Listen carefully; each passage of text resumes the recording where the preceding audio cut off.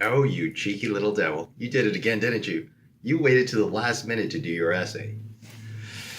Well, not to fear. I know you hate yourself, but we'll get through this miserable night together. So grab your coffee and Adderall, because this is going to be a long night.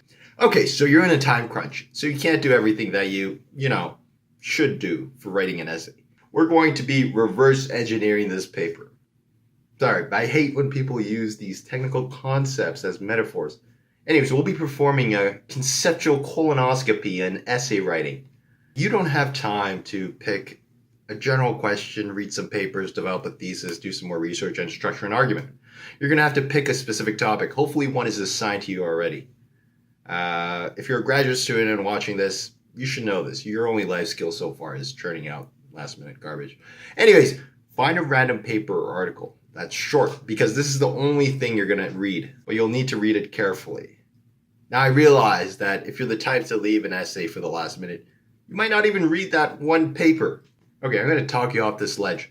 You're supposed to be reading dozens of papers across several days, but your lazy self can't do that. All I'm asking is for one paper to just read with a lot of focus. Don't open and close YouTube like some magic refrigerator that's going to fill the void in your heart. One paper. Just one. That's all I'm asking for. Why are you going to read one paper? Because you're going to argue the exact opposite of what it's saying. What we have here is the underhand throw of essays, a critical response essay. So let's imagine you find an article you want to respond to and it argues something stupid, like essays written under last minute pressures come out the best. Okay, your argument. Start out with a thesis. You need to have a good thesis, and if you do, you're miles ahead of everyone. Last minute essays are not the best. How about that for a thesis? It's not very specific, so we need to drill down. Here, you need to keep asking yourself why. Why are last minute essays not the best? Well, you need time to do good research and writing. Why do you need time to do good research and writing? Well, people miss important things on their first attempt at research and writing. Okay, why is that? There are limitations to attention, focus, and deliberation. All right, good enough. So we're at a point where we have a very specific thesis.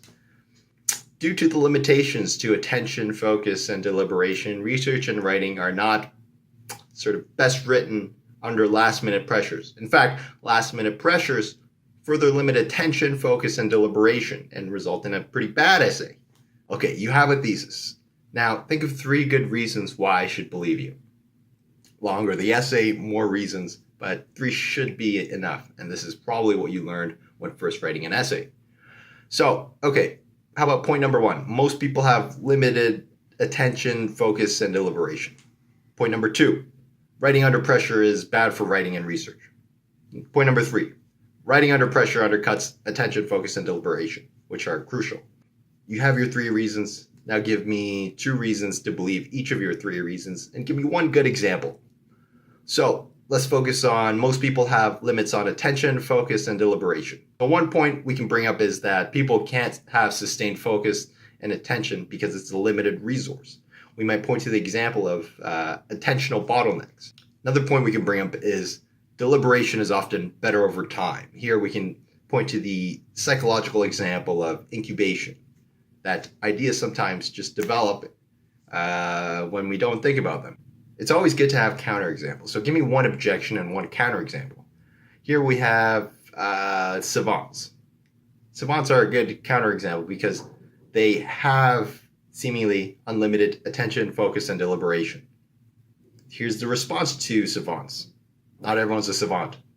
Most people aren't savants. So we can't apply this criteria from this one instance or this limited instance. Remember, at this point, write as much as possible. It can be garbage. And like I tell myself in my teenage years, we'll cut later. Okay, at this point, you're probably coming down off your stimulants. You're doing a great job. I'm proud of you. I'm a stranger. You don't need my attention or affirmation. Okay, now you should have the bare minimum paper. You can submit this for a half-decent mark. If you have just a bit more time, go through these 3 edit procedures. Okay, the returns are a bit diminished, but it's well worth a couple hours to bump that extra letter grade. Ask yourself why again, and expand way past your word limit. Define your terms, ask why, and can you elaborate more? Second, cut down as much as possible to meet your word limit. Start reorganizing things so it makes sense.